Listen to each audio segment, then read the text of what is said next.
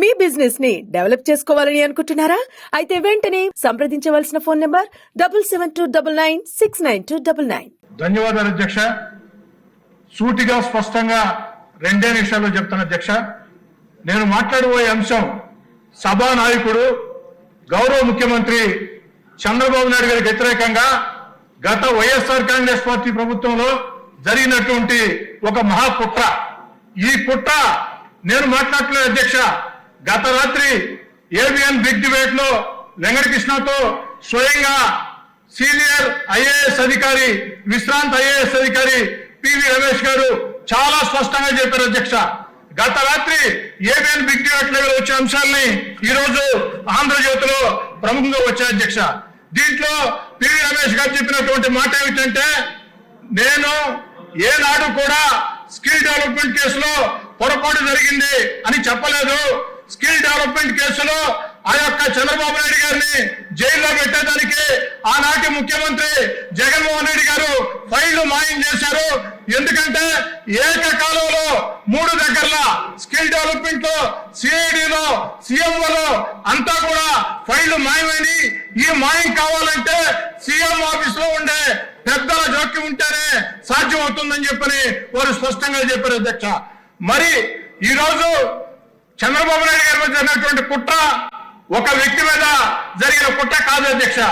ఒక high profile వ్యక్తి మీద ఇంత పెద్ద కుట్ర జరిగితే ఇక ప్రజల మీద ఇలాంటి కుట్రలు ప్రభుత్వ ప్రోద్బలంతో జరుగుతాయి. గత వైఎస్ఆర్ కాంగ్రెస్ పార్టీ లాంటి ప్రభుత్వాలు మళ్ళీ భవిష్యత్తులో అవకాశం ఇస్తే ఇలాంటి కుట్రలు జరుగుతాయి. చాలా స్పష్టంగా చెప్పారు అధ్యక్ష. చాలా స్పష్టంగా పివి రమేష్ గారు కొత్తగా ఈ రోజు చెప్పలేదు అధ్యక్ష.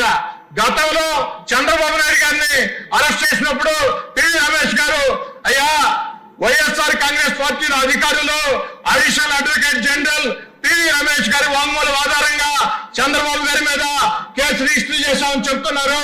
ఇది అవాస్తవం. స్కిల్ డెవలప్మెంట్ లో ఎలాంటి పొరపాటు జరగలేదు. కొన్ని లక్షల మందికి మేళ్లు జరిగాయి. నా యొక్క స్టేట్మెంట్ ని ఫ్యాబ్రికేట్ చేస్తున్నారని అదే మాట రాత్రి కూడా చెప్పారు అధ్యక్ష. ఒక సీనియర్ విశ్రాంత అధికారి కేసుని, వాంగ్మూలాన్ని ఫ్యాబ్రికేట్ చేశారంటే, తప్పుదారి పట్టించారంటే ఇది ఒక మహాకుట్ర అధ్యక్ష. దీని మీద ప్రభుత్వం స్పందించాలా మిమ్మల్ని కూడా అడుగుతున్నాను అధ్యక్ష నేను.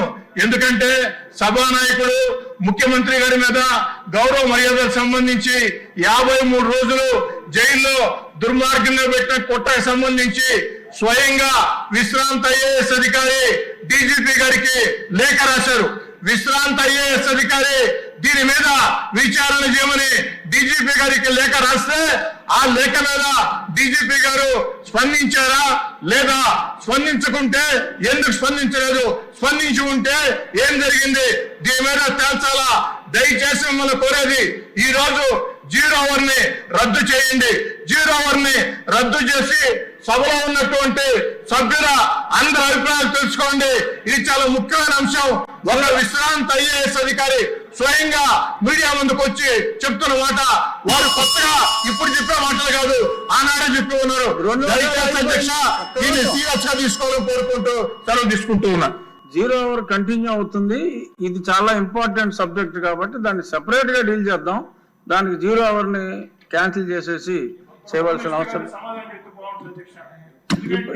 ఇక్కడ సమాధానాలు ఉండవండి. 0 అవర్ లో సమాధానాలు ఉండవు. దయచేసి సీనియర్ శాసనసభ్యులు